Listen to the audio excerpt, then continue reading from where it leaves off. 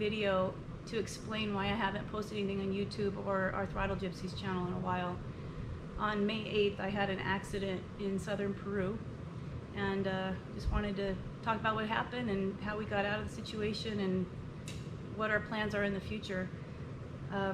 So we were about 100 miles northeast of Machu Picchu, and so excited to get into Cusco because I was about ready to meet my daughter who's coming down to stay with us for 2 weeks to go explore the area. And we're on a beautiful single lane dirt road deep in the Amazon, and I apparently had a pretty bad brain fart. I was standing up and there was a bit of a mud puddle with a little bit of a high side, and as I'm riding past it, my rear tire just slipped into it so fast. Slipped into it and just threw me to the ground so hard. I landed on my left side and my elbow came in and broke my ribs. I immediately knew that I had broken ribs, but I was concerned about, like my back that I had broken 2019, and the wind was knocked out of me. I couldn't breathe, and it was a pretty scary moment because it happened so fast. It just took me a long time to even register, anything.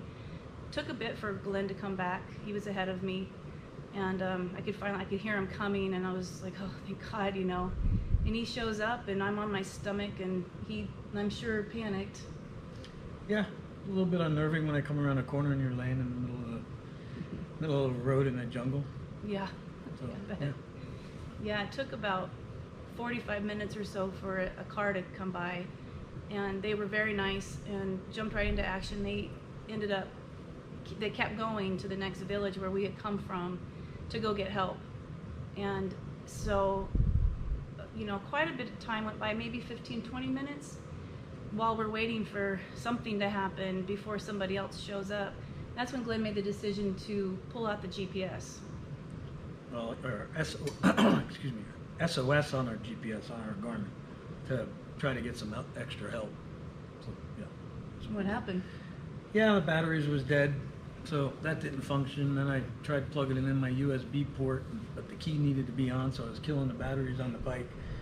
And then I didn't actually understand how to use it quite so well because it interfaces with the Bluetooth phone, which became an issue. But yeah, then locals started showing up. Yeah, thank God the locals showed up because poor Glenn, he doesn't speak Spanish. He's panicked. We're in the middle of nowhere. What the hell do we do? But these locals showed up in these pickups, and they went right to action. They pulled out some machetes out of their trucks and went into the jungle, started cutting vines, and started building me a stretcher. Yeah. And the plan obviously was for them to take me into town. And then thankfully I didn't have to use one of those stretchers. Somebody did show up from the previous people. They came back with the stretcher, and it was put into a Toyota Hilux pickup truck, and driven to this first clinic. I can't remember the name of the town where we were at. Chipirati or something like that. Oh, that was a hell of a ride. I was in so much pain, and the people in the truck, they were the police that took me.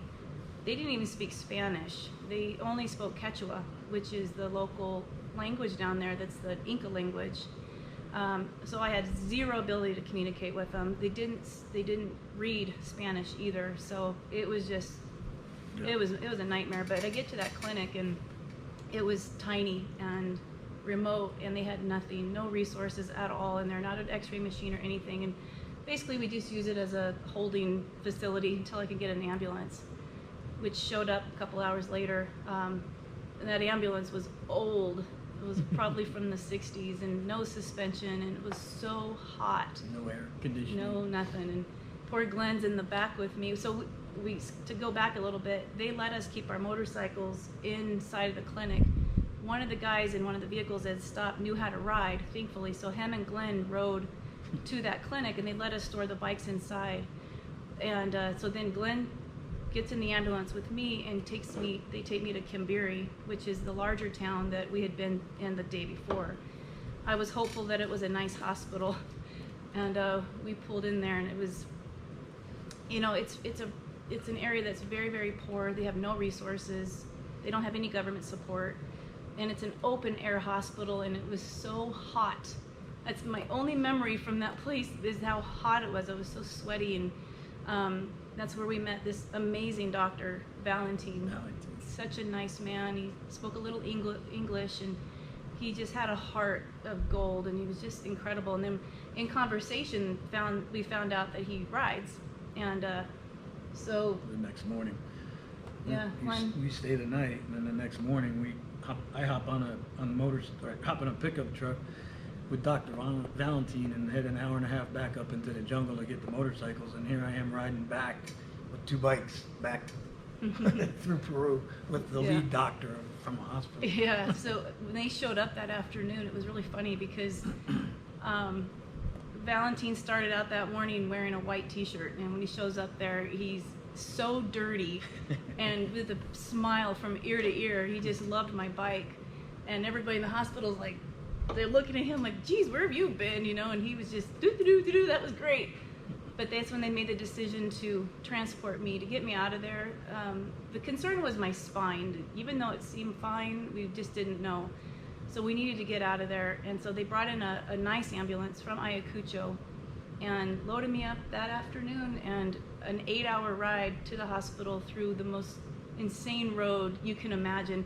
In fact, when they told me we were going back to Ayacucho, that was the only thing I could think of is, oh my God, I can't believe we're going to go on that road in an ambulance. It was hard enough on a bike. It's so narrow. It's treacherous. The pass is about 13,000 feet. That might have been 2 passes, but it's gnarly. And I was like, oh geez. So, and I knew how potholed it was, but I needed to go. So we stored my motorcycle in Valentine's house, and while we were there, our wonderful friends from the Templario motorcycle gang that we had met in northern Peru had coordinated with Glenn to get us help, and they knew another fellow rider there in the Cambiria area that shows up. He just showed up, and Henry. His name was Henry, and he told Glenn, I'm here to help. What do you need? And let's get these bikes taken care of. So Henry took Glenn's bike, and literally Glenn just hands him the keys and the paperwork and says, here you go, and not even knowing if we're ever going to see it again. It was that kind of situation. But because those guys that we had hung out with were involved, I think it really brought a peace over me. I felt confident about it. But we'd met Henry for like 5 minutes. Yeah. And we load in the ambulance and we go, and it was a gnarly ride, 8 hours of this road, and it was tough. We had to stop a few times for me to rest and for them to get food, and 8.5 hours. 8.5 hour ride. But 7 hours into it, the driver hits a pothole, and oh my God! And I knew instantly that I had punctured my lung. That instant feeling of not being able to breathe and the pressure, I felt like an elephant was on my chest, and that's when things got really scary. And we had about another hour or so drive into Ayacucho, and we pull into the emergency room, and I was immediately put into a holding area. I got a CAT scan, beautiful, brand new Panasonic CAT scan, and then they took me to get x-rays, and that's when they told him, I didn't know, that I had a punctured lung, and I had broke 2 ribs in 4 places. 2 of them had snapped in the back, and it was bad. I mean, I couldn't sit up.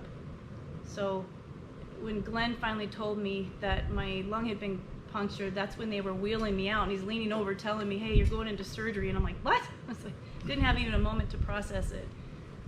They wheeled me into this beautiful operating room with this badass doctor that just was amazing, that just made things happen. They gave me the chest tube, which was horrendous, and I was put into a staging area for a while until I got my own room. And but Glenn was given a master class in how the medical system works in Peru.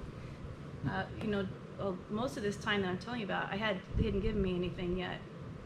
And yeah, they basically scribble on a piece of paper. We'll show you a picture of that later. We saved 1 or 2 of them. But they scribble on a piece of paper and they hand it to me, and I'm like, I don't speak any English or any Spanish. And I'm like, well, what am I supposed to do with this? Farmacia. So I have to go to the pharmacy across the road to get her meds every time that they need something. So I'm just running back and forth trying to coordinate with the doctors, Yeah. using translators and going to the pharmacy and trying to make friends, trying to get some help because it was, pretty much a dire situation there for a little while. But Yeah. Yeah, he definitely learned how to use Google Translate. Once I was put in my permanent room, I was in there for 5 nights, I believe. But we realized the other reason why we're having a hard time communicating with them was because that staff, majority of them only spoke Quechua, just a little bit of Spanish. So the translators are already terrible anyways, and then for them to try to understand our translation of Spanish made it pretty difficult. But all in all, the staff there was phenomenal. They were so caring, and one of the things that I learned about the hospital there is people there become nurses and doctors because they care, certainly not because they make any money. And they're good people. So anyways, while I was in the hospital, Glenn is coordinating with Henry. Yep, still trying to get the bikes down. We're moving along, and I'm trying to make sure that we get the bikes that come with us so that we're not too far away. We knew our ultimate goal was Lima, which was probably 600-700 miles away from where we originally started. So we knew that the bikes had to keep coming along with us. So Henry ends up coordinating over the course of a couple days after Tria gets out of the hospital and is resting for a couple weeks in Ayacucho. That's when we finally get both motorcycles back and ready, and then we decided she's good enough to go to Lima, and she's gonna fly. She's gonna fly to Lima, and I'm gonna ride. Yeah. So while I'm resting in the hotel room, we're trying to figure out how to handle our TIP, our temporary import permit. Our clock is ticking, and we needed to put our bikes in storage, in a government storage, so that can be suspended. So I'm coordinating with our friends at Overland Embassy out of Panama, who gave me a referral to this amazing man named Carlos out of Lima. So Carlos loads up his car with the trailer, drives all the way to Ayacucho on that road, loads up my motorcycle early in the morning, goes back to Lima. Glenn rides that day to meet him in Lima. I stay the night, one more night, and then the next afternoon I fly out of Ayacucho to Lima, and then I meet them at Carlos's house where he finishes up all the paperwork. And we were stuck there in Lima for quite a few days because we were waiting for everything to be processed. We were told not to leave until we had the green light. We didn't want to lose our bike, so we ended up staying in a little apartment in Lima for several days. And but all in all, I wanted to really reach out to first our motorcycle gang friends, the Templarios. You guys are amazing. You have hearts of gold. You guys were so concerned and went right into action and made things happen for us, and just can't thank you enough for all that. And you guys are just so awesome. And I'm gonna cry. I want to thank Dr. Valentine, who, I believe everything happens for a reason. Meeting him was truly a wonderful experience, and he's going to be a friend to us forever. I can't wait to see him again. We're flying back on July 10th to start the process of getting them back out of storage. We have to backtrack all the way back down to Cusco to meet my daughter to go hike Machu Picchu. But we're going to go back through the area, and I want to see him and just give him another big hug. And I want to thank Carlos for everything, for the storage. He's a very nice man. I want to thank the guys at Overland Embassy for helping us through the process, and the staff at the hospital. Oh my gosh, what neat people. And and those wonderful people in the jungle that just jumped into action. And in analyzing the situation, we realized because of the nature of the region, there is no resources, and they don't have help from the government. They don't have anything, so that's all they know is how to take care of each other and how to help each other. And they didn't bat an eye that we were gringos from the United States. They just knew that we needed help. And I love the people of Peru.